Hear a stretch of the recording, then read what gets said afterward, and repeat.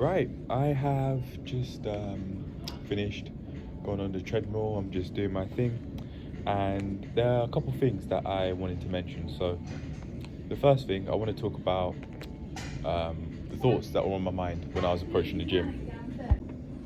Outside of that, the second thing that I want to talk about before getting into the video, well, before getting into the exercise, really, is the reason why I pulled this look of deep thought whilst I was on the treadmill, and that was to do with the first event actually of thinking of a certain someone. Yeah, I'll get into that now. I thought I would have edited the clip here and just ended it, but it seems like I'm ready to, so I'll just go straight into it. I thought I was gonna edit it, but so be it. I'll do it like this. So when I was coming into the gym, I was glancing and I was searching for a specific someone. I was searching for a lady, and I think this could have been because of the overcoming mental attacks video, well, related to that sort of situation about lust. And even today, I actually, in fact, remember seeing this lady and who was with her friend as I was just leaving the gym, and it looked like she gave me a smile. Now, of course, a smile doesn't mean I'm attracted to you, and there isn't actually something to be celebrated, but I bring it up because I think that's what happened. However, just because I say it doesn't necessarily mean it's true, and nor does it mean it's something to be praised either, or to be disencouraged or disapproved. It's just the thoughts that I had on my mind. So I came in, I was looking around, and I think the reason why I could have been is because I've looked I could have looked in a similar way in the past. I mean, I did one time feel unhappy that when I was walking past and it didn't look like she was paying attention to me, I felt sad. So I could certainly still be recovering from that without realizing it. And if I am, I'm certainly going to give myself the space to do that right now. So I think what could have been going on was the fact that I forgot that no one person's thoughts are more or less than another man's. No one person's actions are more or less than another man's, and this genuinely could have been something I forgot because I've seen her do like 115 kg on like the hip bridges, and I was just looking in admiration because and potentially out of jealousy as well, because I'd be telling myself that I want to be doing something like that as well. However, back then, what I didn't understand is more isn't necessarily better. Just because you lift more doesn't necessarily mean you're worth more. I personally believe that that absolutely isn't the case. However, I did determine my worth on my performance. Now, I say that twice because something just clicked in my mind. So YouTube makes it really seem like your worth on the platform is defined by your performance. I didn't put two and two together until right now. How well you're doing, how your videos are performing is defined specifically of quantitative measures. How many minutes are they being watched? What are the comments like? How many comments? Not what the comments are about, but how many comments, how many likes, how many dislikes. If you make videos on YouTube, you'll see something like this. They'll send you emails, like how they've been sending me emails about how you can attract more viewers. Not even seeing these viewers as human beings, but just viewers and basically an income source, because people are nowadays so interested in monetizing their videos. If they want to do that, so be it. I think I genuinely could have felt borderline unhappy if people were doing this, just deep down, because I wasn't getting mine in terms of improving my financial health. So I look at these people thinking, just look at them put all these adverts on the channel, not with that exact wording, but something along the sort, because potentially because of the fact that I had and still have no income sources coming in right now. So I'd be looking at these people feeling angry potentially to motivate myself so that I get money coming in the ways that I'd want to have money coming in, not because I actually feel unhappy at these people. But I'd say that that anger that I could have had was a very quite the unhealthy one, because I would be taking it out on other people in my mind, not in the comment section saying, well, oh, look at you putting ads on the channel. I won't take it that far, but in my mind, that certainly could have been something that I was doing.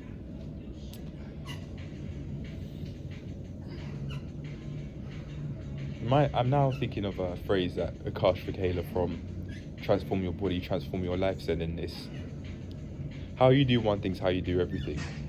Of course, that isn't necessarily the case, but it certainly could be true, at least somewhat. How you do one thing could be how you do more than one thing. If you view one thing one way, you might view another thing that's similar in basically exactly the same way. And I think that's what I could have been doing by after putting so many videos on YouTube, and they have the filter where you'd see adverts, you'd see performance, how videos perform, views, likes, comments, dislikes, so on. But it's just a very interesting way of thinking that I've just come up with now, but I'm going to give it a rest. I allow myself to just get straight to it, give myself a few minutes, well, no, not get straight to it, give myself a few minutes and then get back to the headstand, do it with my legs completely extended on the wall, and progress with my headstand, trying to do it without any support, and also do the front lever too. On that note, let's get to it.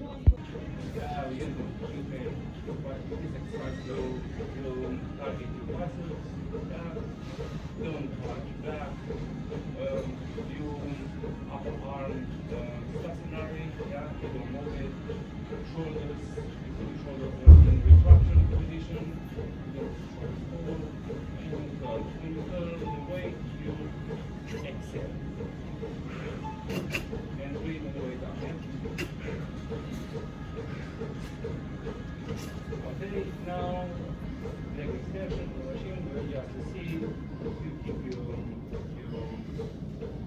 pose. And you lift the bar, if it's possible, you stop for 1 second. There, I'm going to speak that. I'm going to say that you don't do it.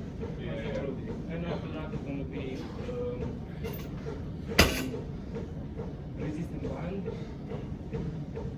front, single arm front right, you take the resistant band, you look it on the feet, and you rise it straight in front of you, don't bend your elbow, in front of you, parallel to the floor, the hand to be in line with your shoulder.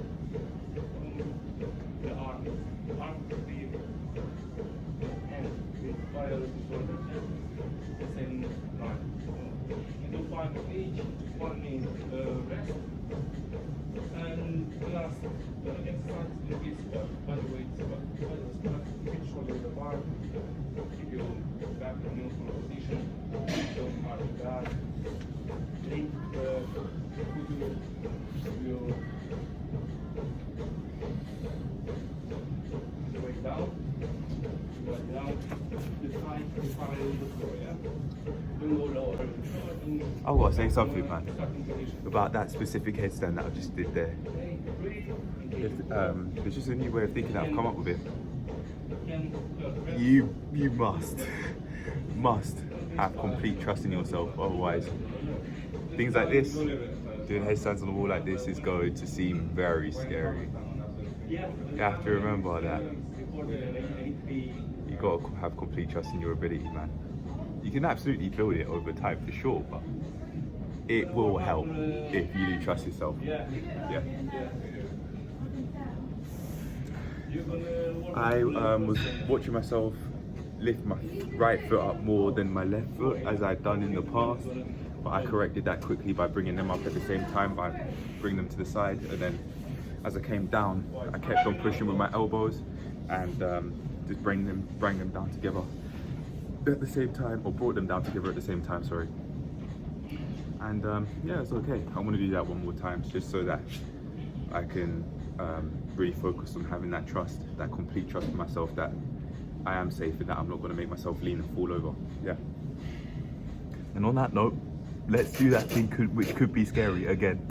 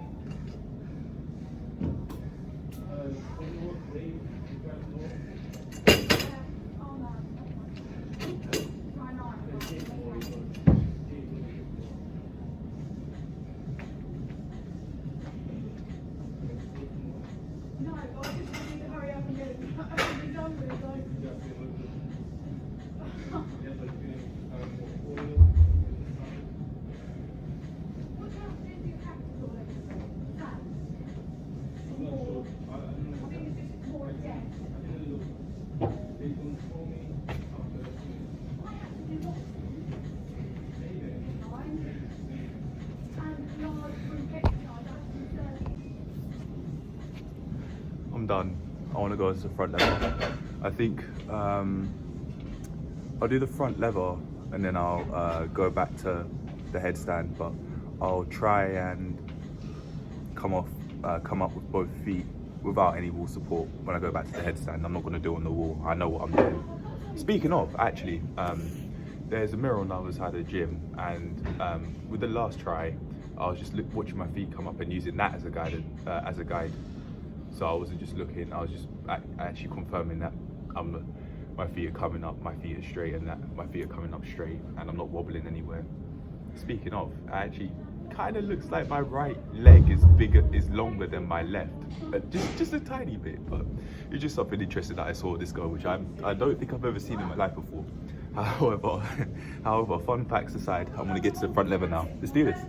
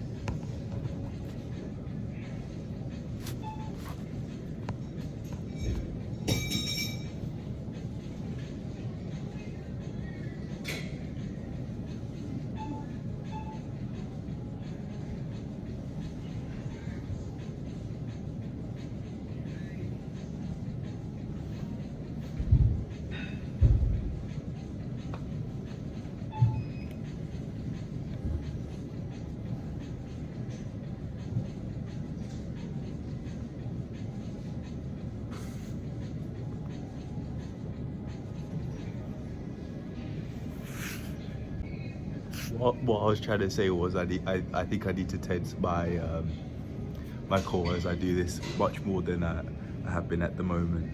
I can really go out of my way to exaggerate the tense feeling, so that when I do actually come up both legs, I'm doing it properly, and I'm giving myself the necessary strength or structure, you could say. I don't quite know the word for it, but necessary strength that I need, and using the necessary parts to be able to give myself that strength to be able to hold the position. I was watching an Abnormal Beings video on how to do the front lever, and one of the tips that I remember him saying is you have to thrust your hips. So for me that just meant basically just come up, tense, and tense your abs. I've done that, and it seems like I've immediately made much more progress with the front lever, starting from where I left off.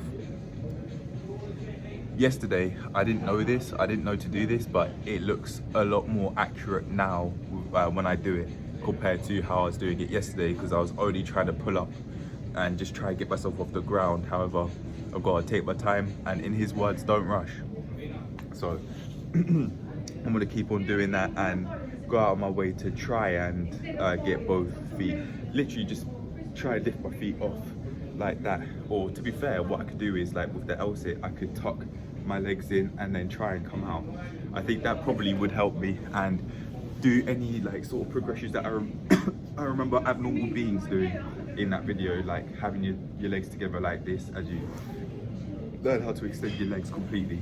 Yeah. As I learn how to extend my legs completely, rather.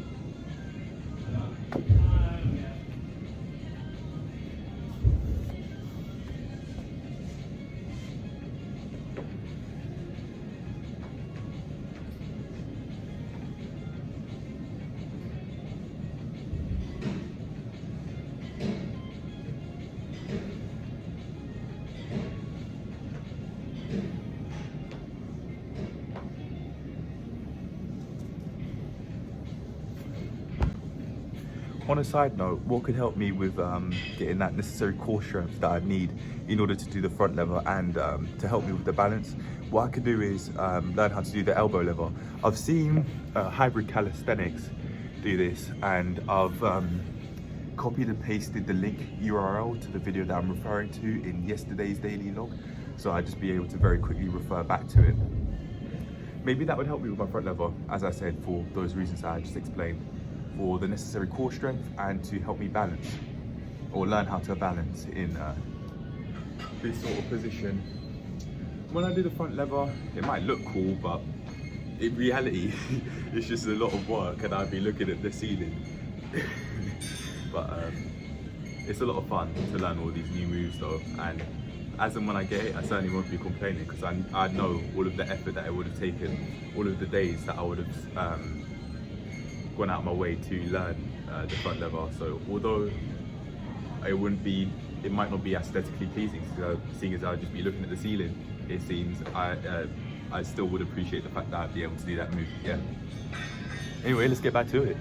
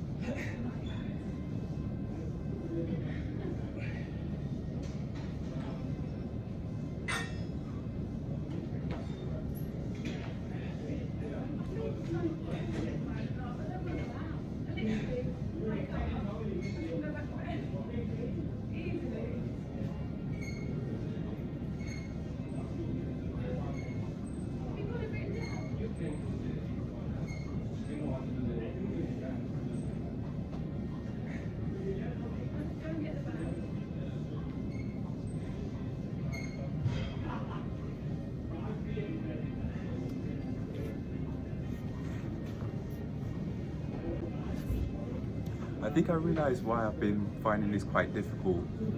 I've just started, this is like day 2 of learning how to do the front lever.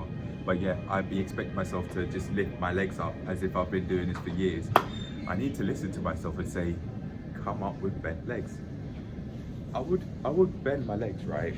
So when I'd do the front lever, I'd have my legs bent like this, but I'm talking about trying to come up with both legs, trying to get both feet off the ground with my legs up, with my legs bent, sorry, at the knee. That's a piece of advice that I want to use and listen to. So I'm going to go out my way to do that now.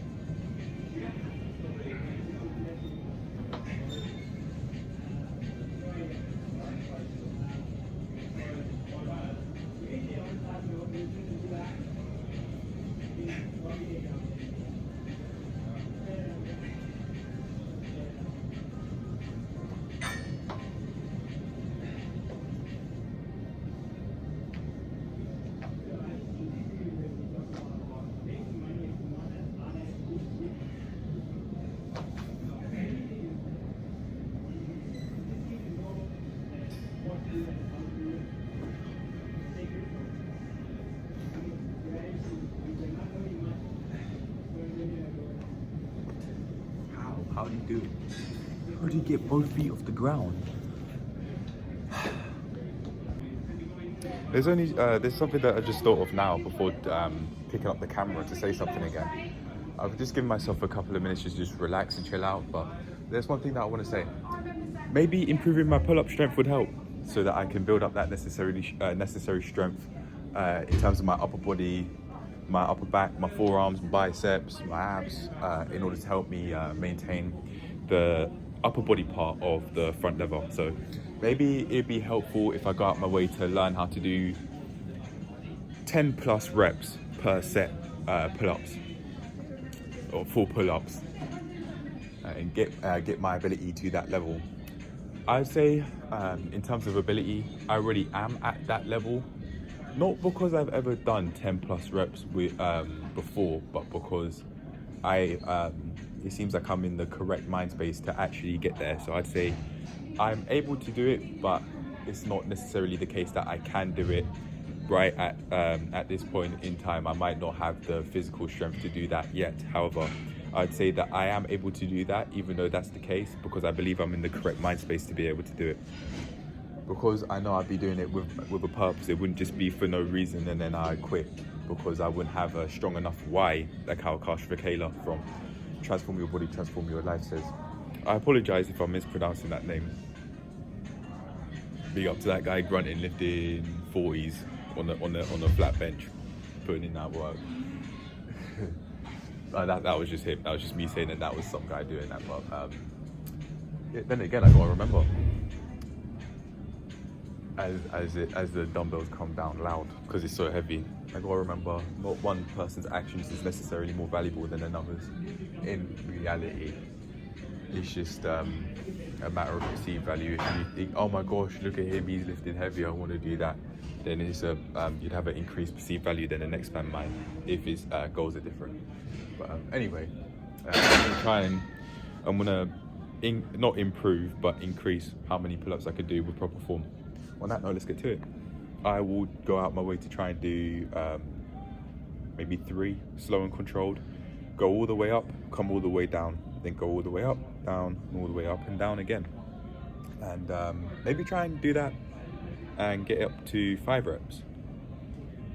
I'll see. I will go out my way to push myself because I really want this front lever. On that note, let's do it.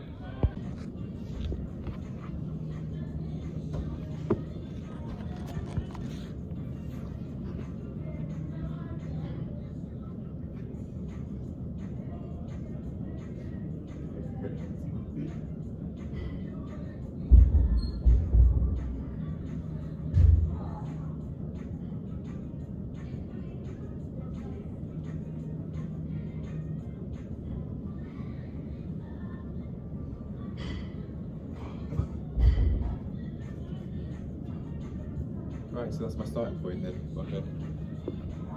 1.5. 1.5 proper push-ups, pull-ups.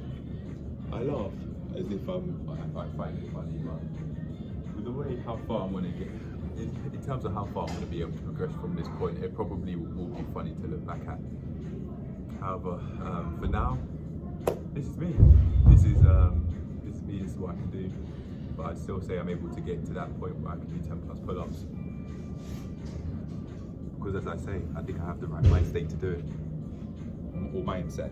And mind state maybe as well. On that note, let's do it. I'll try and get 2. That was 1.5, I'll try and get 2 this time.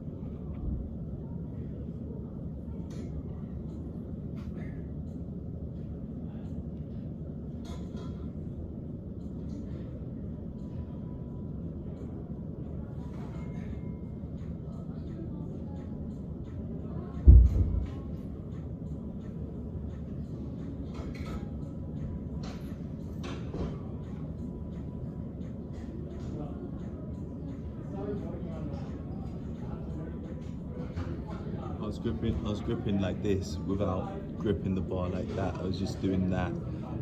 I need to use my full power. As if I'm Super Saiyan or something, but yeah, I do need to grip it completely rather than like this, how I was doing before. Right.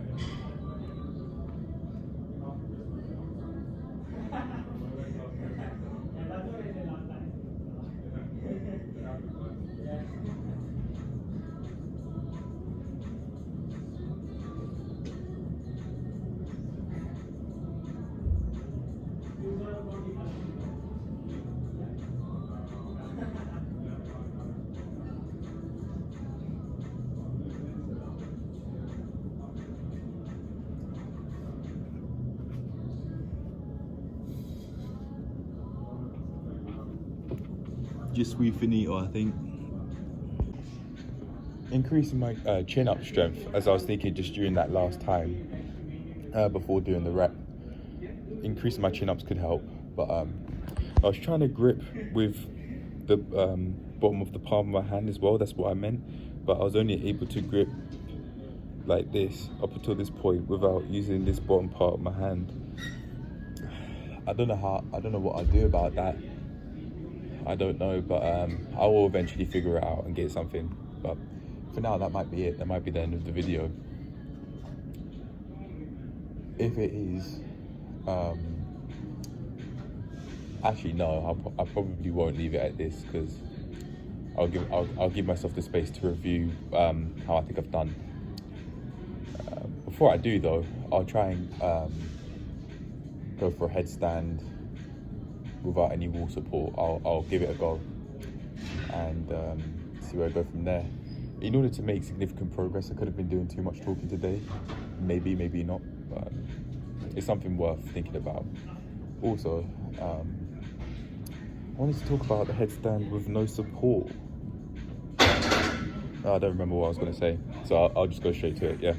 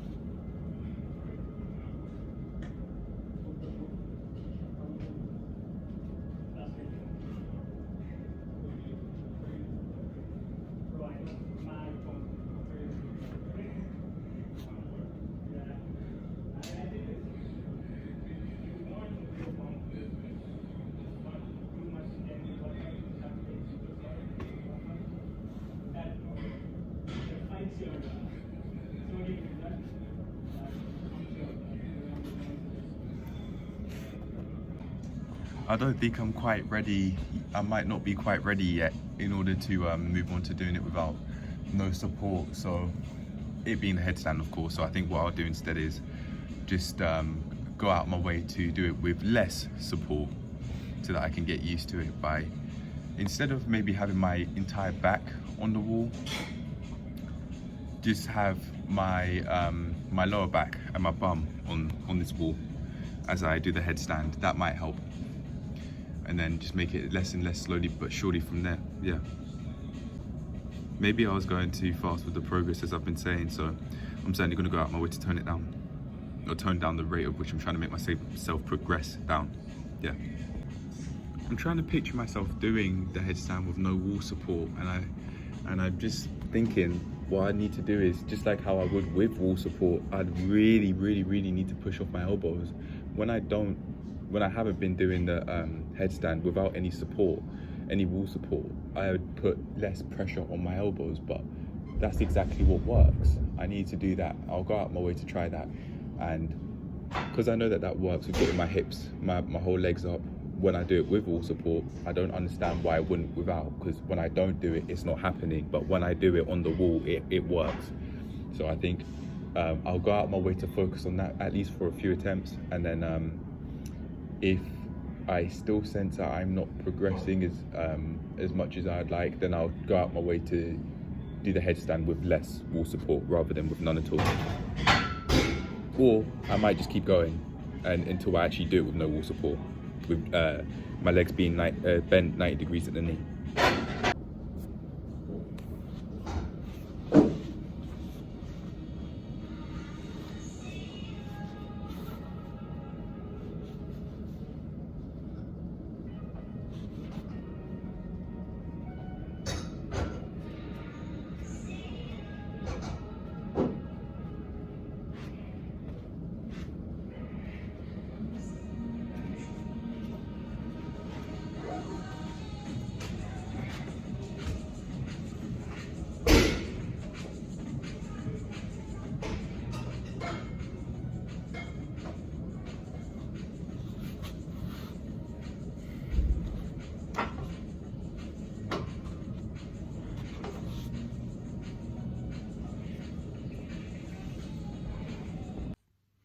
Alright, I've got a couple more thoughts to release before posting this video. This video might get a copyright claim, but man, I like the video, so be it. I can't be bothered to edit it and take out all the music that's in there. They can suck my dick. Apparently the lost SMV, I think the company that copyrighted the last video is called. They can suck me off.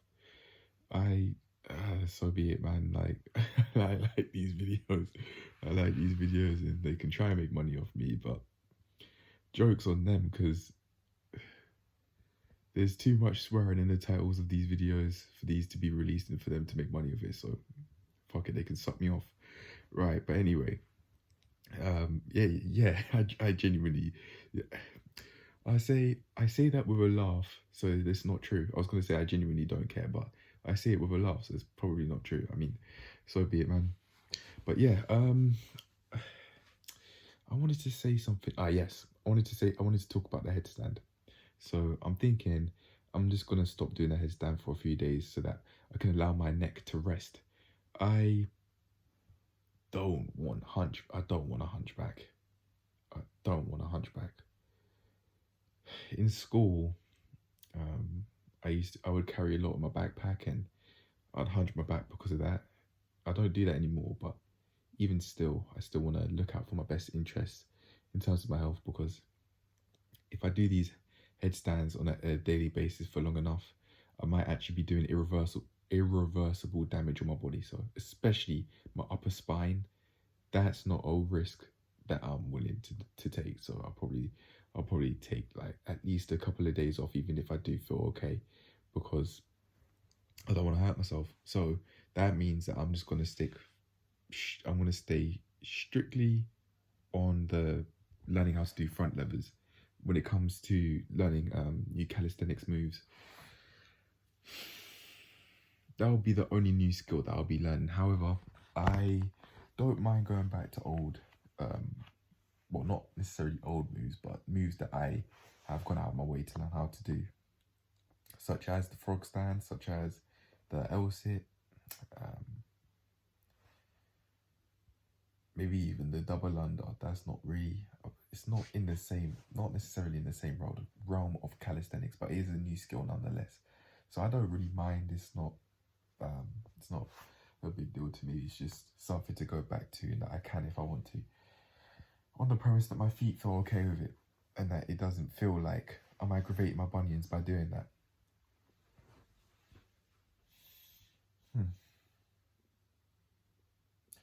I've got some thoughts in my mind that aren't related to the video, so I'm going to keep them out.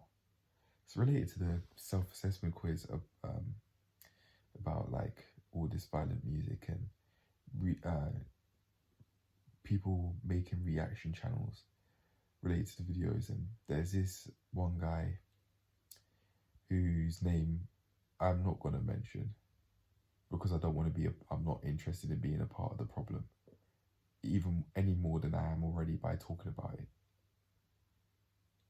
I can defend myself by justifying my actions by saying I'm just highlighting the problem whilst keeping anonymity, so people won't know who I'm talking about. However, I'm still talking about it, so it's like people can still absorb what I'm saying and know that this is going on, even though if they didn't know, then less people would understand. Less people would be fueling that fire, that drill music fire, where there's so many people making so much money of people talking about killing others. So I'm probably not any better. However, I'm still going to talk because I want to. So there's this guy, and he was saying,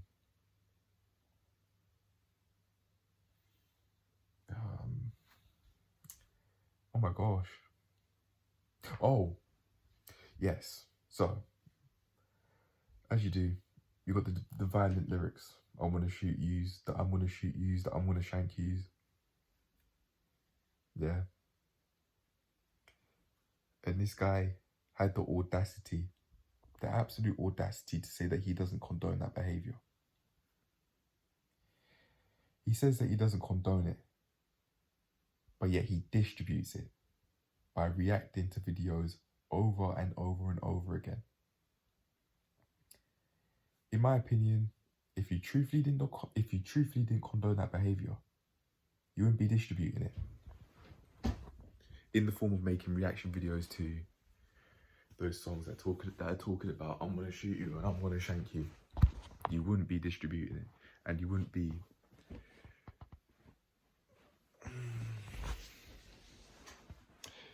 not necessarily encouraging it, but approving it by saying, oh, the bars are hard. But yeah, I know that even me personally,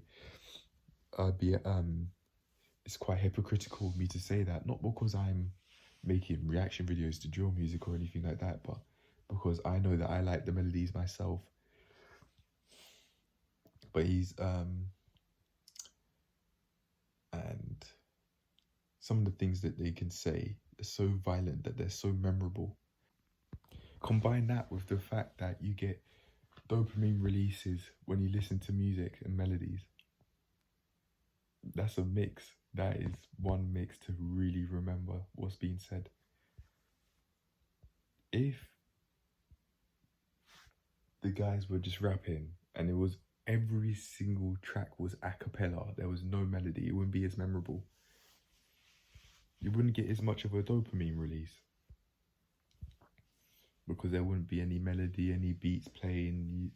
It wouldn't be any of that. It would just be what it truthfully is, violent. But there could be many drill reaction videos, which I have watched even today, that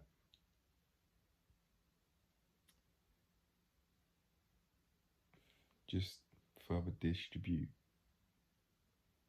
all of this talk of violence. And I'm doing that myself, so I am being slightly hypocritical here. And yeah, I could say, well, this channel has 60 subscribers and it's basically only me watching, even though the couple of videos have 50 views. that's its performance. That's what YouTube would define as its performance. It's still being released. I forgot where I was going with this.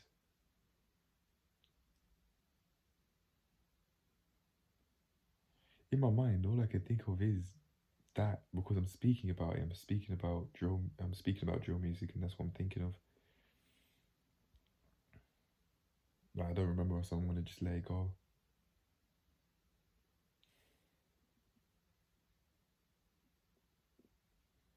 I have quite a few thoughts that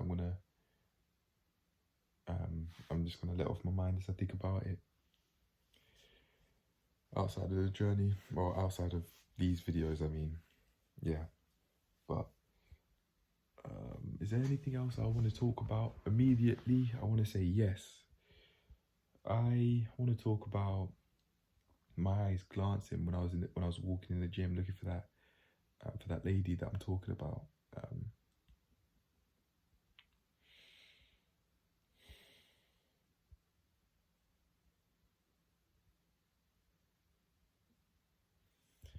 I don't want to see her as a target, man. But without realizing it, in order to have positive emotions, to counteract all of that negative emotion that I'd be getting from the drill music, which I'd want to listen to because I'm not doing certain things that I want to do, I'd be setting myself up to think of ladies as sexual objects and just put myself in a position where I may or may not have conversations with them and may or may not have sex with them sooner or later. I know I'm into physical affection. That's not code word for sex. I'm talking about just a lot less than that. Just being close, being physically close with a lady, and just being able to talk about deep stuff, or maybe even fun stuff. I like that. I know I like that. I've explored that at least somewhat, and yeah, I certainly do enjoy it. I might probably prefer that more than sex, but I'll see. I've never had sex before, but I wouldn't say that I am a virgin because I understand that I'm not my virginity. I'm not my sexual status.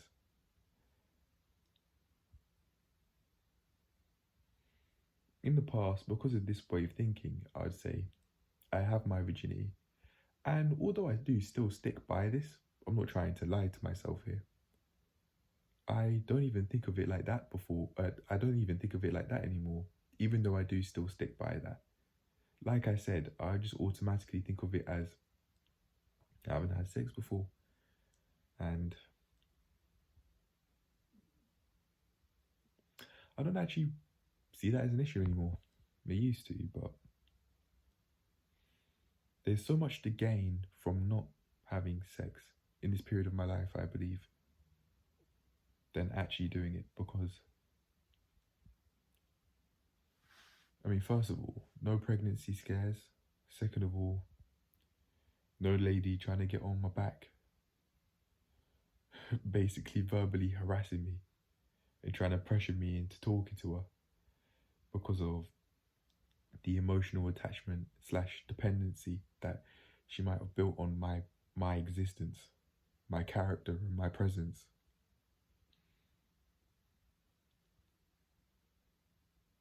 And I'd say, in that regard, I actually do live in quite a socially healthy way. I'm now starting to think of social health as what both is going on and what isn't going on. And that's one of the things that isn't going on that aren't going on right now. That's one of the few things that aren't going on with my social health, which makes it healthier. No pregnancy scares, no kids that I would traumatize, who would hate me for the traumatizing I would have done onto them.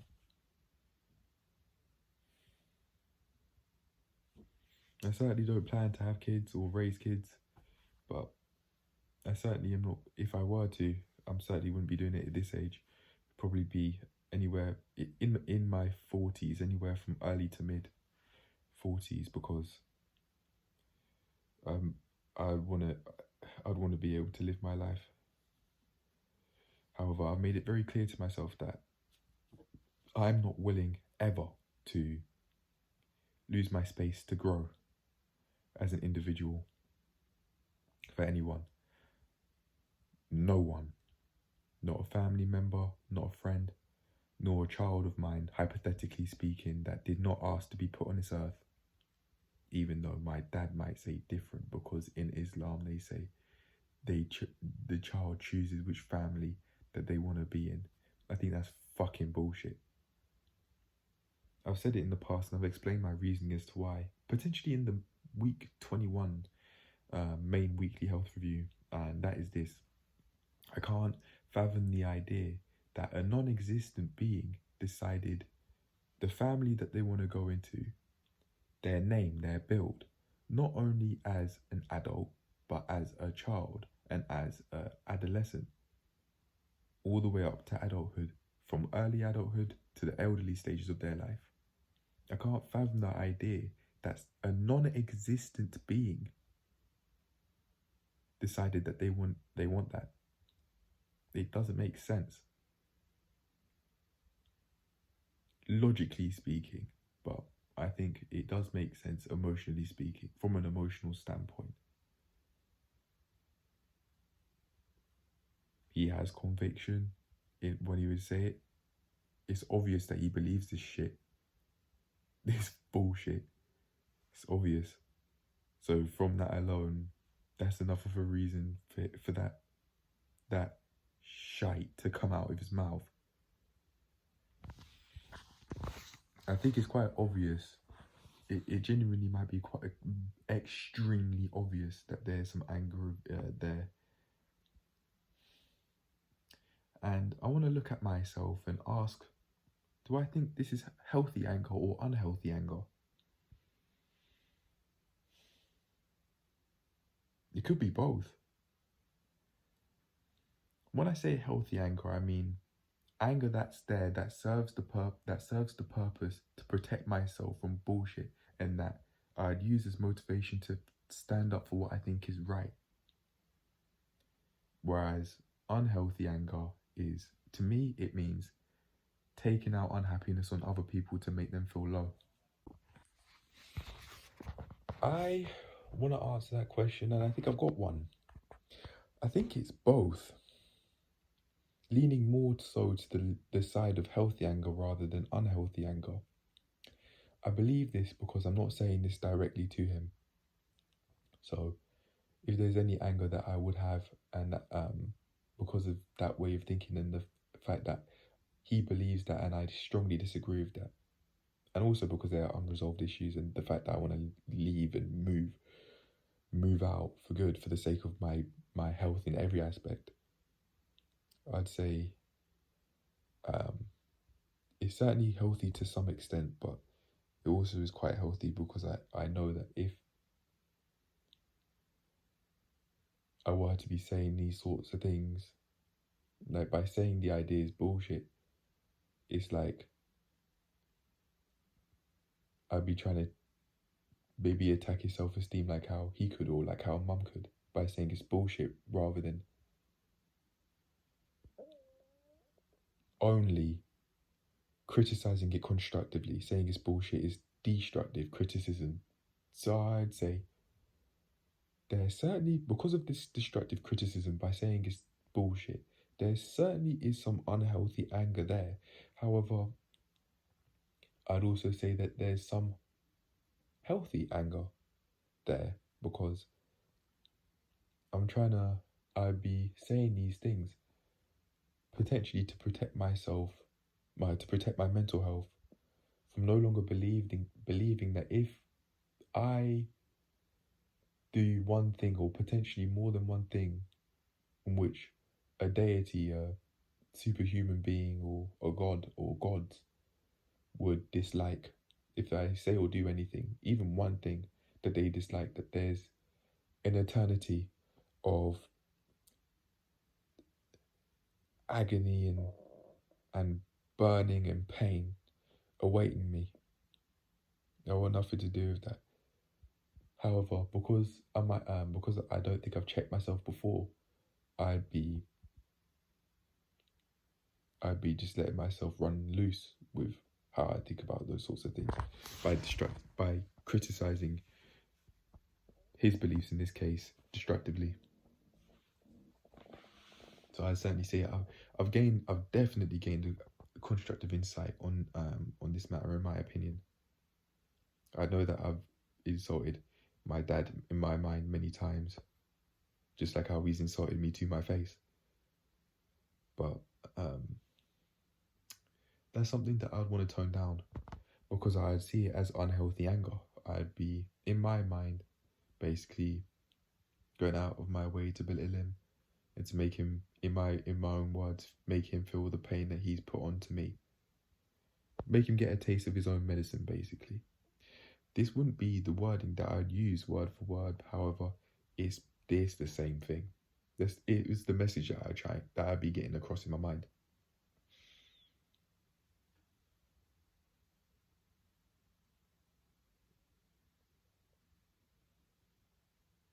That mind space is toxic.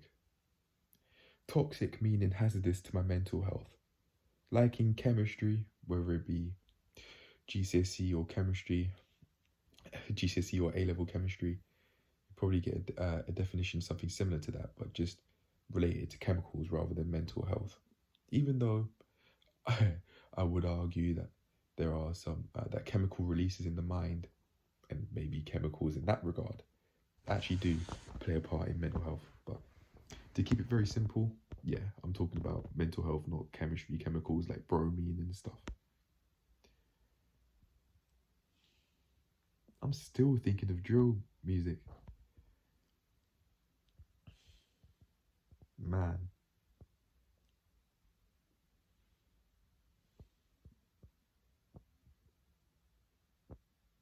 If I learn how to defend myself,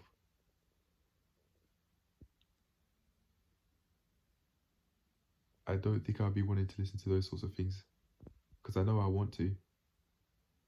I know I want to be able to practice, go into a firing range and learning how to shoot. I know I want to be able to learn how to practice and protect myself from guns, from knives. I know I want to, and that could be a part of why I'd actually want to listen to that sort of music. Outside of that, I think I've said before, I really like the melodies. Really like the melodies. When I was a teenager, I was listening to a lot of grime music, so the transition from grime music to drill music was quite easy because the beats were somewhat similar.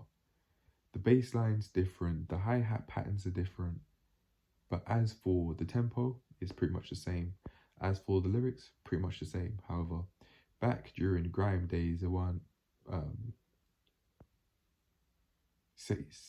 satanic references anywhere near as prevalent as it is in today's age. However, the closest you probably would have got to that in the grime generation of the mid-2000s, for example, was probably gangster grime. That was probably it. You could argue that within that sort of music, there was a sense of demonic lyrics there, maybe, but it wasn't like, yeah, I praise the 666. I praise the 666. I love the devil. Yeah, you won't really be hearing that sort of stuff there. So, I don't know where I was going with that, but yeah, your mum and your dad.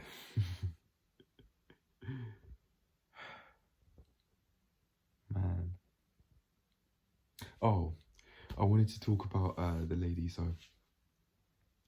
yeah, man. Yeah.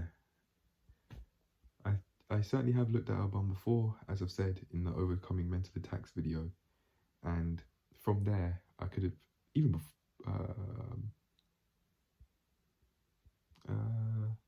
even before that, I might have actually been looking at her as a sex object by looking at her bum during like videos when I'd be editing. No, not videos, video when I'd be editing before that point. I had a lot of limerence to work through back then.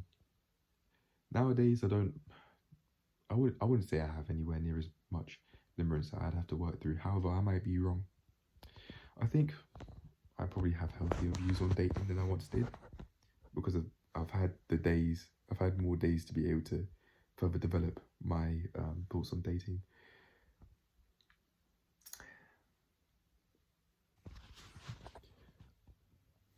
My views, I've built only like one new view on dating which I can think of off the top of my head, or maybe two, and it would be that at least one of them would be that I'm not interested in playing games with women, nor am I interested in women playing games with me. Particularly, I'm referring to this idea of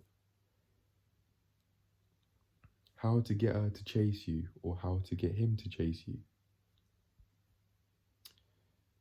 It was like my hand just malfunctioned. It was like, oh, well, it didn't happen. But yeah. How to get her to chase you and how to get him to chase you. Yeah.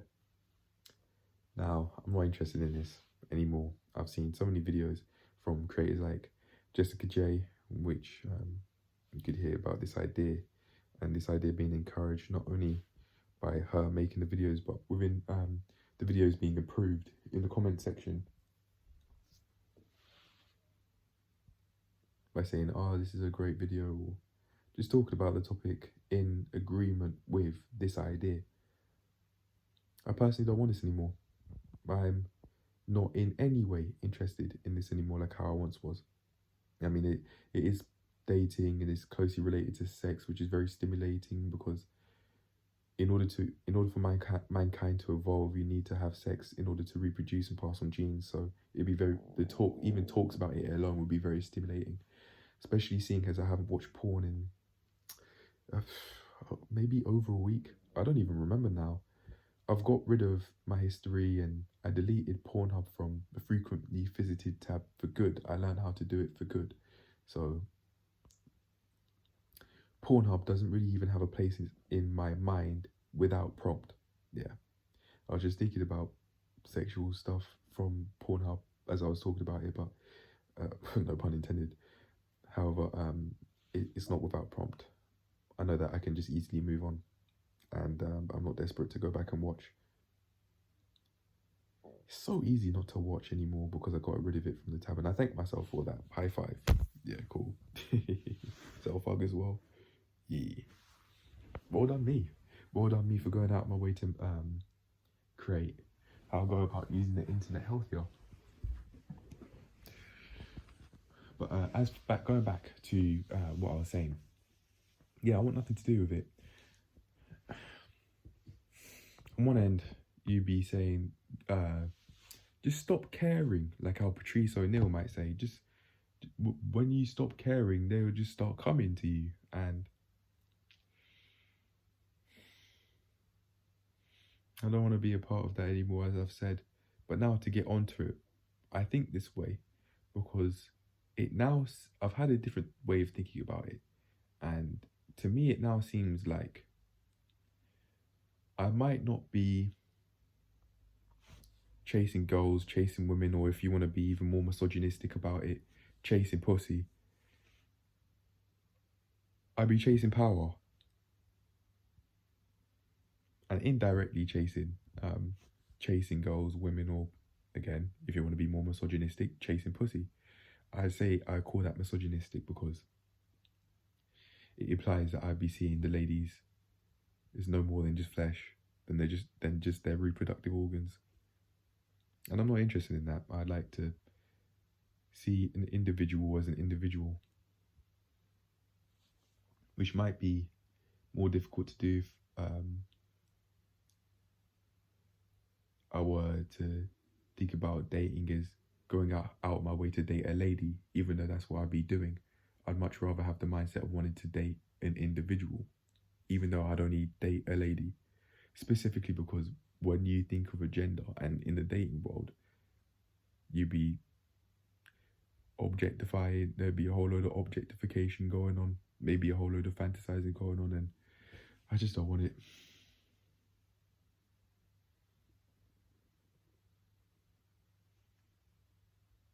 I could be fueling a lot of anger that I would be building from listening to drill songs that way. And I believe this because there's this idea from Healthy Gamer GG that when feeling angry, you go out your way to experience triumph, winning, and without me even realizing it, I might have been seeing having sex with ladies as winning in some way, seeing as this borderline taboo, or if not actually taboo, which I think it is in this society, to have your virginity past a certain age as a man, and it's invited for a lady.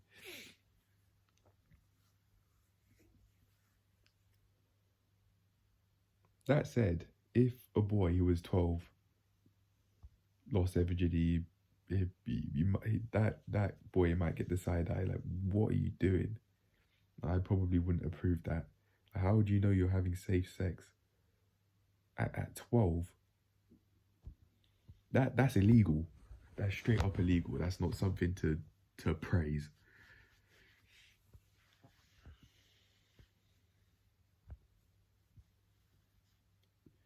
But anyway,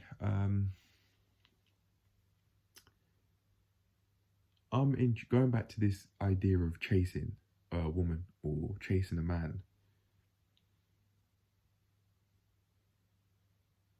I know I'm gonna sound passive aggressive when I'm saying this, and I'll work through it from there. I'd like me and this lady that I'd be talking to, maybe down to just to a platonic level to begin with. I'd like to at least think that me and this lady can have enough maturity as individuals at our age to be able to say that we like each other and that we're not going out of our way to try and chase power in the form of trying to instill potentially an unhealthy power dynamic, because they'd be going out of their way, both of them would be going out of their way to not chase the other one so that they chase them. Perhaps in a desperate attempt to not look desperate, rather ironically.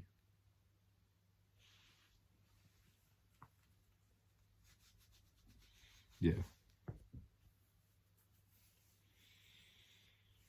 That's better. Yeah. Head's feeling less cold, of course. Less warm, of course. Yeah,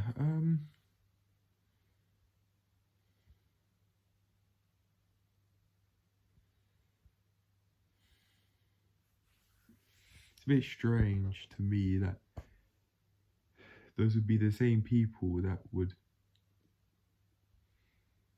look down on a homeless individual, on an individual that doesn't have a home to live in. Their homelessness isn't them. It's just that they don't have a home to live in, but they aren't their homelessness. That's why I did that.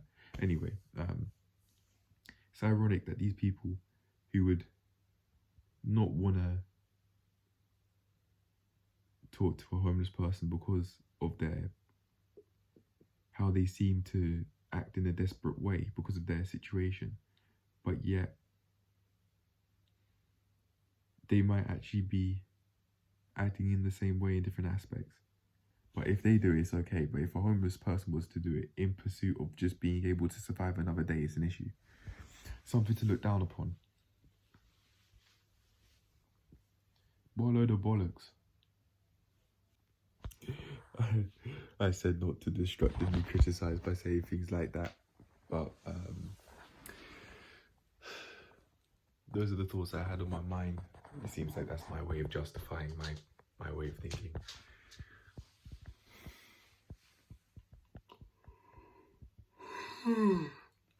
Okay, right.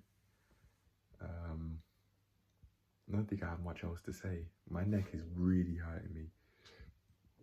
like really hurting me. Hold on a sec.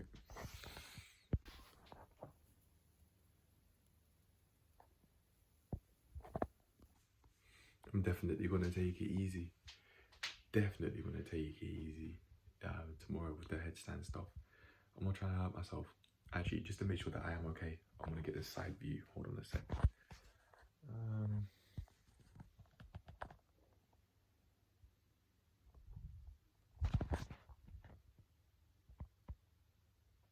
Right, I'm gonna watch that back. I must say, I do like the lighting. It's pretty nice. You can actually see my face completely. Anyway, I must say, I think with this face, I kind of look attractive, like very attractive. Maybe not necessarily like some fucking Rome Flynn. It's not just looks though, I don't think. However, as for him, yeah, but I could certainly hold my own, that's for sure. Especially sexual attractiveness is going to increase as I build muscle, seeing as that would be at least a part of what a lady would look for in a guy. Perhaps as a part of not only sex objectification but success objectification too, because they might think, well, if he's built like this, what other sort of stuff does he have? What other sort of stuff has he got? How resourceful is he? Etc. He must be very resourceful if he's built like this. Yeah. If I'm on a date, there's just no avoiding that I am going to be objectified. There's no avoiding that unless I just don't date at all. And for now, I say I don't actually mind that. Especially just dating like inside where I go, where like go to the gym and stuff like that. I don't think really I'd want to do that. It's just it's so internal.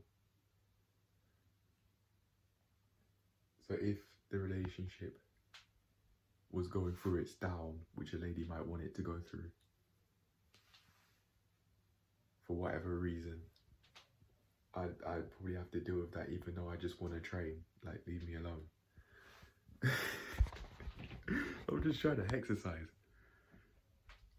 I'm not trying to fight. Although a lady might be looking for that as a part of an emotional roller coaster, seeing as those are really stimulated.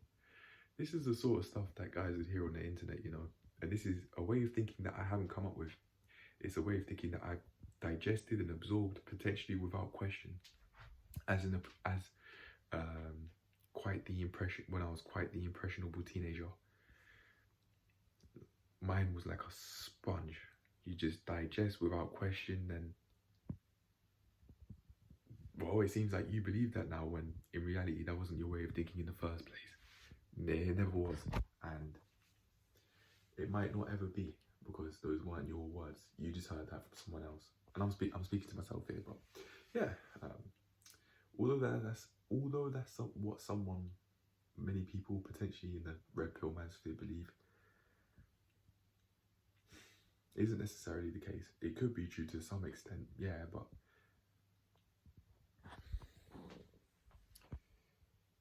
it's not necessarily the case. But I don't know though. However, I don't exist to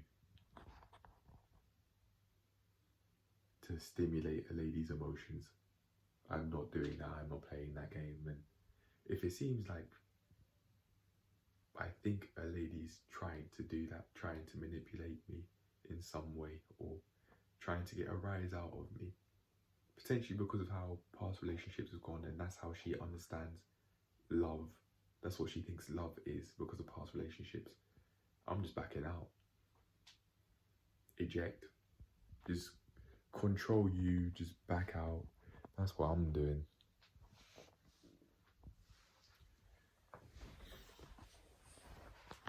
I'm not willing to put my mental health on the line for a person. It doesn't even matter which gender. I'm not willing to do that.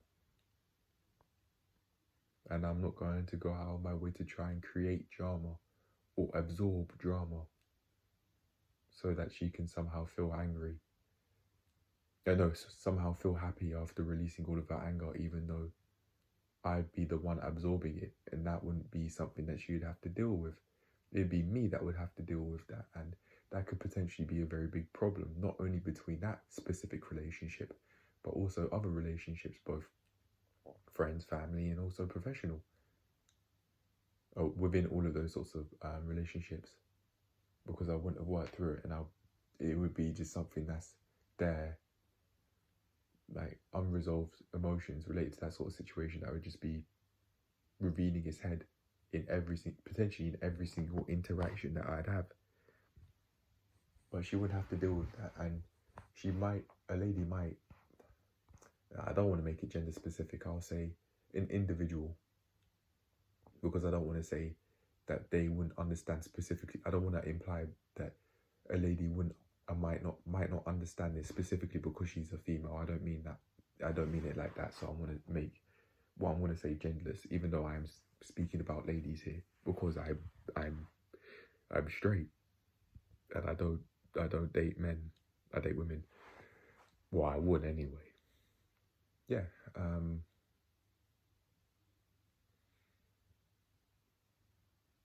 It seems, an individual. Going back to what I was saying, an individual might not understand that. They might not understand that although they're releasing, you're absorbing, you're on the receiving end of that, whereas they're on the, not necessarily the end of the aggressor, but providing end of that situation. And then, because that man would have absorbed that, all of that anger that she would have released onto him,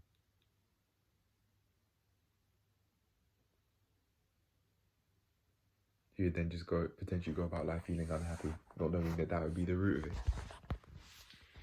Not knowing that her anger, her unhealthy anger, would have been the root of it. Her rage, her unresolved rage, her unresolved jealousy, her deep sadness, her deep-rooted sadness, which she might not have worked through, and would have just been carrying with her, without her telling you that she has these, not necessarily talking about the situation, but talking about the fact that she has these feelings related to certain stuff, even if she doesn't want to get into specifics.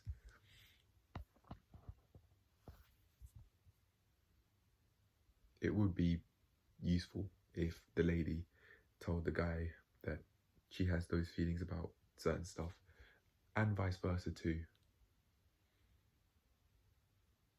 on the premise that they keep it at least somewhat vague,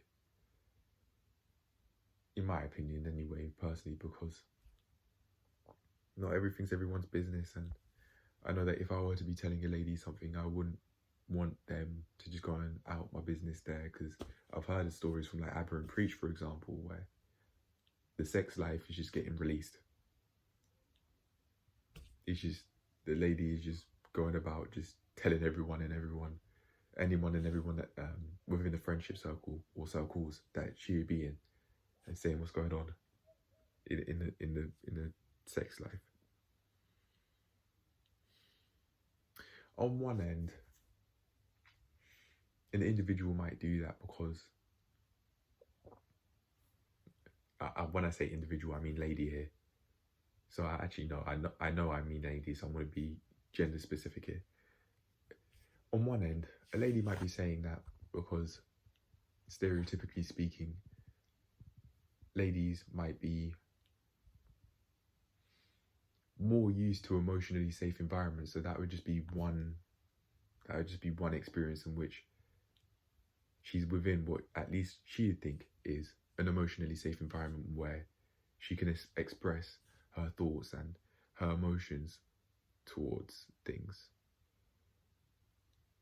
However, in doing that, what a lady might not understand, she might do, she might not, I'm not saying that she might not understand to actually mean she doesn't understand. I don't mean that. She may or may not understand that. Yes, she is working through her thoughts on something, maybe celebrating the fact that she had what she thought was amazing sex. or just complain about the fact that she had sex was the sex that she had with a certain guy wasn't all that, in her opinion. It does mean that on the man's end, his very intimate personal details are being shared. Dick length could be shared, the width of his dick or girth could be shared. What he likes, the sort of positions that he likes during sex could be just being shared here, there, and everywhere.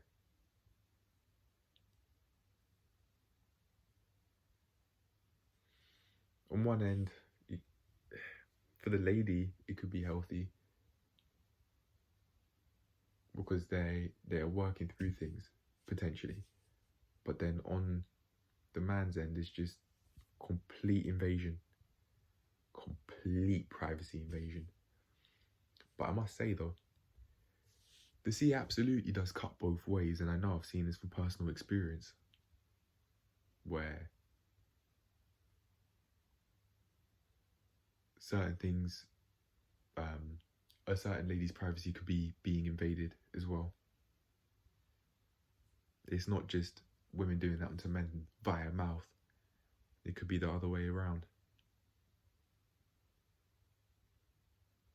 And I know I've seen that from personal experience, so I can't say that men don't do that and that it's not happening.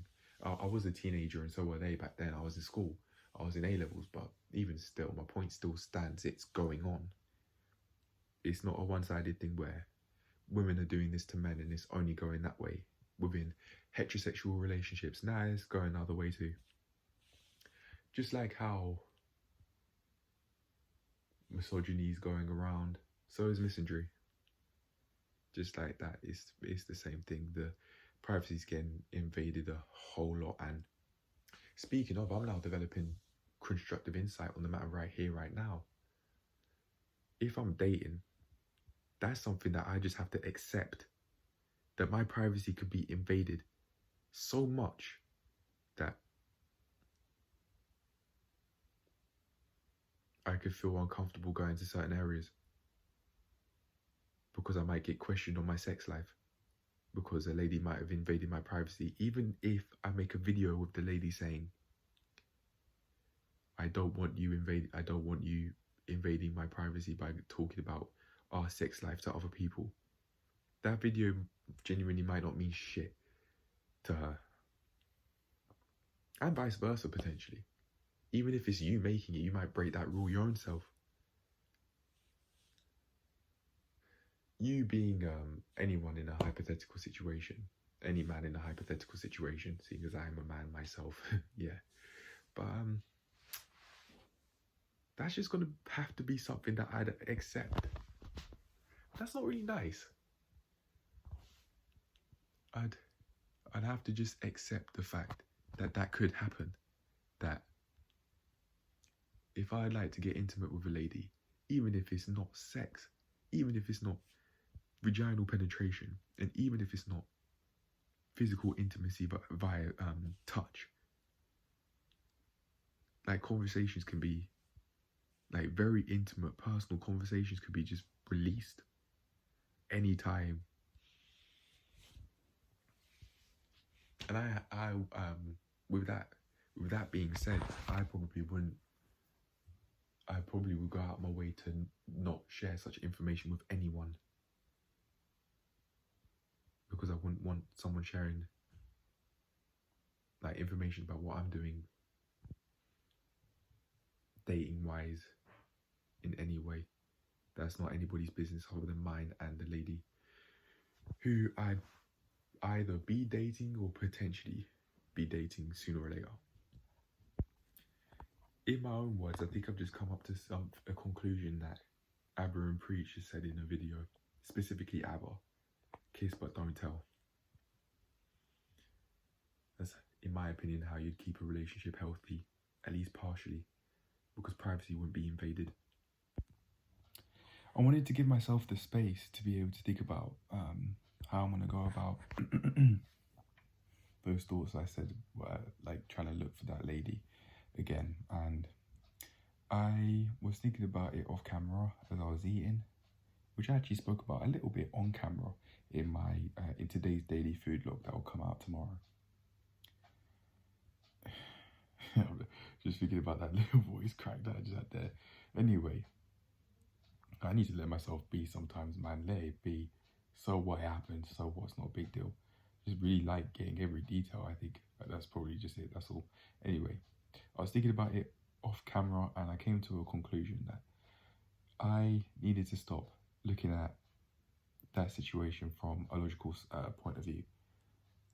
Yes, I understand that one person's in existence and one person's actions, the way how one person looks, is not more valuable than another's in reality. However, I was still experiencing internal conflict through saying, well, I say that I don't want to look around to try and find her, even though I wouldn't even be going out my way to speak to her, because it doesn't seem like she wants to speak to me, which isn't something that I thought about in that when I was walking and looking around. Maybe it was because I was wanting the chance to speak to her. Maybe like the ability to be able to speak to her, because of putting all of that time I could have spent implying to myself, or explicitly, no, not explicitly stating, but implying to myself through what I'd say and what I do, that her existence is more valuable than other people's existences in the gym.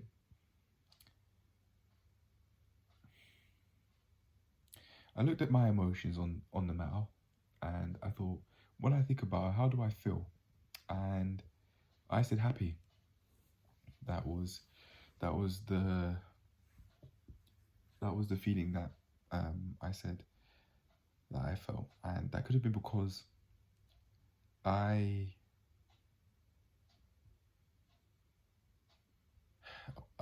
certainly did have sexual attraction to her.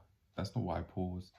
That's not why I paused though. I instead wanted to say it could have also, outside of that, have been because, as I've said in the past, I mean, I liked the conversation that we had about mental health, so I could have been wanting to search for something like that, and I'm also going out my way to improve my social health too. I'm trying to make more friends outside of all of the socializing that I've been doing so far.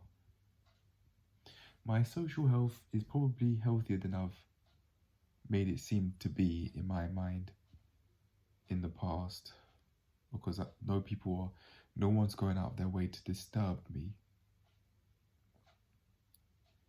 No one, at least in the gym anyway, is going out of their way to disturb my peace. That was a reference to all of the insults that my parents have said to me, and that I've remembered, and that I don't want to be around anymore. That was I was implicitly referring to that. I certainly bang on about it, but this is I find it important because for as long as I live with my family, I'm always going to be on the firing line for these sorts of insults, always. And I value myself. I know I'm not just something that's worth just beating down, mentally speaking anyway. They certainly aren't beating me physically, but mentally, with all those insults, I'd say they have done in the past, yeah. And I want no part of it. Speaking of going back to those emotions, I could have been trying to run away from that. So I'd try and feel happy, so that I just push my thoughts of that anger that I'd have resided to those thoughts about my parents insulting me so many times over the years, just to one side, because the anger that I'd have related to those thoughts would be unhealthy, quite unhealthy, because I know I'm on the way to being able to move out and live where I'd want to live and do what I'd want to do, like in every aspect, and have a much more, in my opinion, ideal way of life. And because I haven't got there right now, right this instant, and that's being, I am solving that. It hasn't been solved. I haven't solved it yet. I say it hasn't been solved, like it's just gonna happen as if someone else is gonna do it for me. I didn't mean it like that, but I meant I haven't yet solved it. I haven't yet moved out. I haven't yet got a car that I really want to have. There's a specific car, a specific hatchback that I've seen that's only a few years old, and I'd certainly be interested in getting that if it'd still be on the market after I have a lot of money coming in. Maybe, who knows, maybe $5,000 plus a month, which absolutely is more than possible. Ideally over $10,000 a month I'd like to have, so that I can maintain the resources I have, go out of my way to get more resources, but not in excess, and go out of my way to get experiences that I'd want to have and that I wouldn't have otherwise been able to have without by having less money come in, such as being able to travel comfortably, financially speaking, both in and out of the country. Yeah. But anyway, going back to that lady, I was saying that I felt happy when thinking about her specifically, when thinking about having sex, not only with her but just in general, not necessarily with anybody else in the gym, but actually I'd say one person, and just in general from what I've seen on Pornhub, I'd feel happy sometimes when thinking about those sorts of thoughts, and I want to have them. I'd want to go back to sleep after having sexual dreams, for example, and I'd watch porn and think, yeah, it's nice. Sometimes, like when seeing a guy have sex with a lady in doggy, and I was just looking at the lady and thinking, yeah, that's nice. So that'd be a part of it. I'd feel happy, and that'd be a short-term, unhealthy happiness. Now I'm developing a healthier way of thinking. I think from now on, at around 7:57, it looks like, according to the clock on the wall, in the evening, I have to state it right now and set it in stone. To me, it seems like there'll always be a healthy and an unhealthy side to happiness. To every emotion, that's what I meant to say. Even if it's happiness.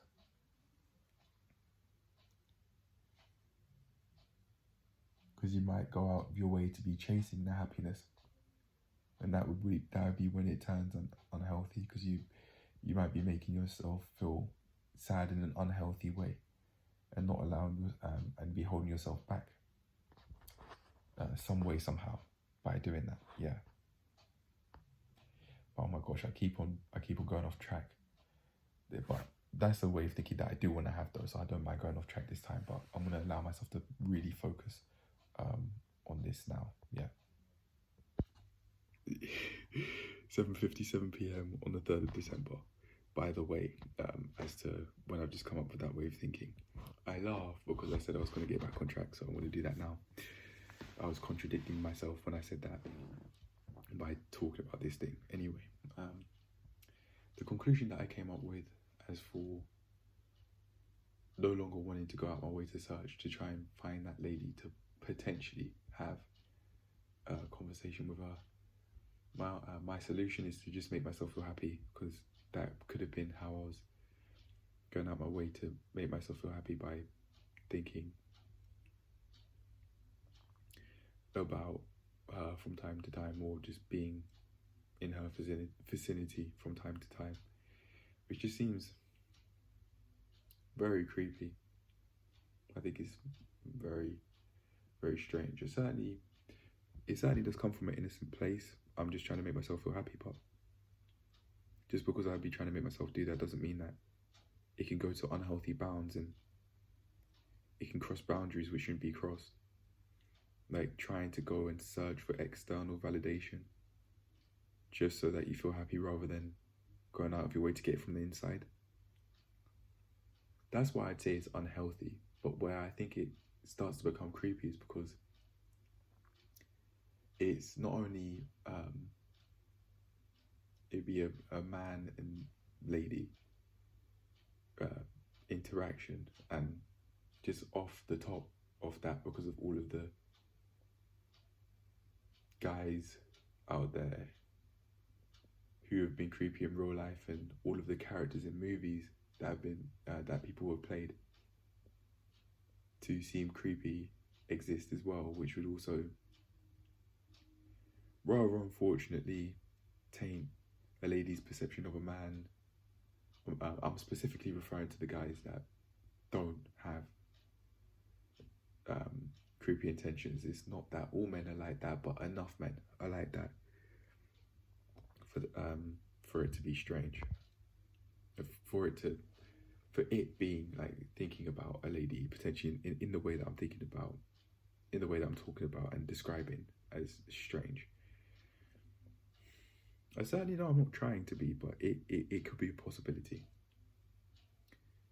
So what do I do?